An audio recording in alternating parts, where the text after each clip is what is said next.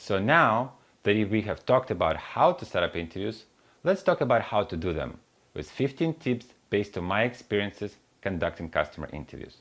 Tip number 1. Research the person you are interviewing. Take 5 to 10 minutes before the interview to look through your subject's LinkedIn. Keep an eye out on a mutual connection or anything that sticks out to you. You might find some last-minute questions to include to your script. Every time I'm doing customer interview, I have the person's LinkedIn profile open on my computer. Another thing that I like to do is to write the person's name on a sticky note and put it near my computer screen. I do that because I want to refer to the person's name when I can. But sometimes I'm doing blocks of interviews where I'm talking to 2 or 3 people in a row. I figure out this trick after calling people the wrong names a few times because I was so deep in the interviews. Learn from my mistakes. Tip number 2. Make sure your team members are prepared for the interview. We have talked about this earlier, but I want to reiterate it here.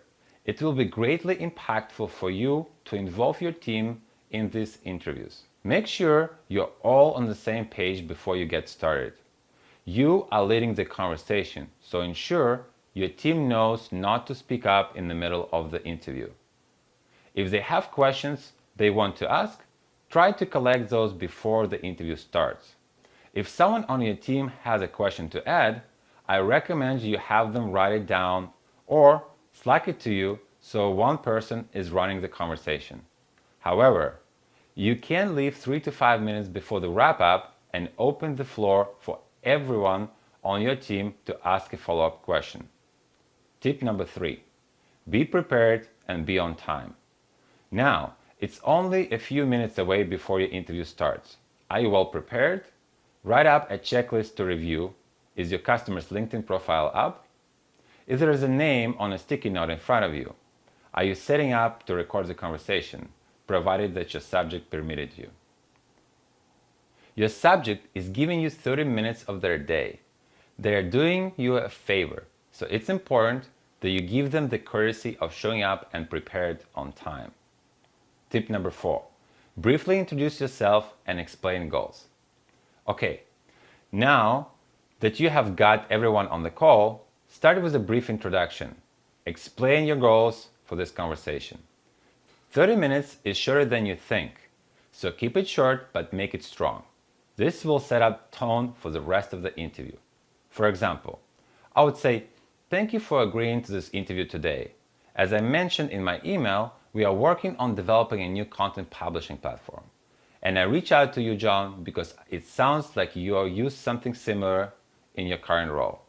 I have got some questions here for you, but I'm mostly interested in learning how you're currently managing content creation, how you arrive at your chosen solution, and what you wish was different about your current process."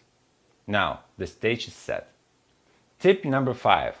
Ask for permission and record the interview. Now, that's a big one. Record your interview.